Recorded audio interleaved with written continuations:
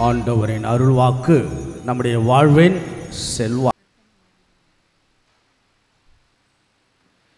செய்வன திருந்தச் செய் என்பது வள்ளுவன் வாக்கு.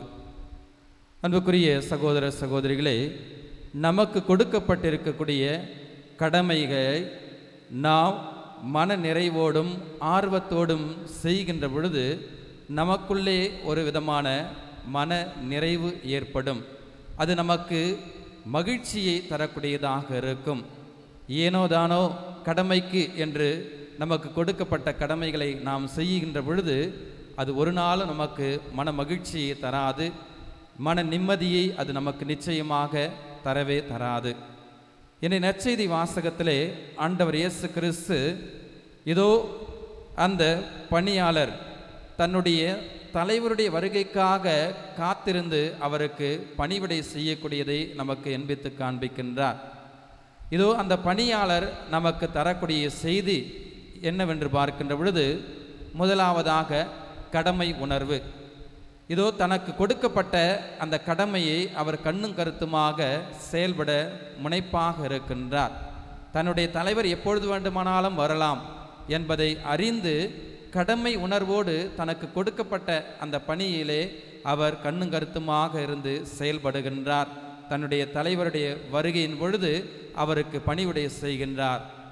இரண்டாவதாக நாம் அவரிடமிருந்து கற்றுக்கொள்ளக்கூடிய பாடம் என்னவென்று பார்க்கின்ற பொழுது, எப்பொழுதும் தயார் நிலையில் அந்த பணியாளர் இருக்கின்றார்.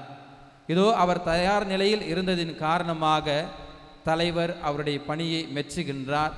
அதன் வழியாக அவருக்கு தலைவர் அந்த பணியாளருக்கு பணிவிடை செய்யக்கூடிய ஒரு நிலைப்பாட்டை நாம் பார்க்கின்றோம். நாமும் நம்முடைய வாழ்க்கையிலே கடமை உணர்வோடு நாம் செயல்படுகின்ற பொழுது, குறிப்பாக நமக்கு கொடுக்கப்பட்ட சிறு சிறு கடமைகளை கடமை உணர்வோடு நாம் செயல்படுத்துகின்ற பொழுது நிச்சயமாக கடவுளுடைய அருளை பெற்றுக்கொள்ள நாம் தயாராக இருக்கின்றோம். இரண்டாவதாக, எப்பொழுதுமே தயார் நிலையில் இருக்க வேண்டும். இறைவன் எப்பொழுது வேண்டுமானால் நம்மை அழைக்கலாம் அல்லது நம்மிடம் வரலாம் என்கின்ற எண்ணம் நம்மிடம் இருக்க வேண்டும். அத்தகைய எண்ணம் தான் இறைவனோடு இணைந்த ஒரு வாழ்வை நமக்கு தரும். அந்த வாழ்வுதான் நமக்கு இறை அருளை பெற்றுத்தரக்கூடியதாக இருக்கும். இதோ அந்த பணியாளருக்கு கிடைத்த பரிசு தன்னுடைய தலைவர் அவருக்கு பணிவிடை செய்யக்கூடிய ஒரு நிலைப்பாட்டை பார்க்கின்றோம். ஆனால் இந்த உலகிலே யதார்த்தமாக நாம் பார்க்கின்ற பொழுது அது சாத்தியம் அல்ல. எந்த ஒரு முதலாளியும் சரி அல்லது எந்த ஒரு வீட்டு தலைவரும் நம்முடைய கடமைக்காக, நாம் செய்யக்கூடிய கடமைக்காக அல்லது நம்முடைய பணிக்காக ஒரு நாள் நமக்கு அவர்கள் பணிவிடை செய்வது கிடையாது.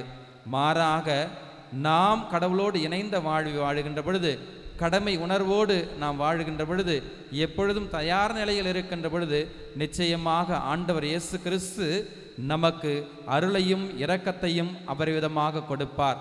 நமக்கு நிலை வாழ்வை பரிசாக தருவார் என்கின்ற அந்த நம்பிக்கையோடு விசுவாசத்தோடு தொடர்ந்து தெய்வீக பலியிலே நாம் பயணிப்போம்.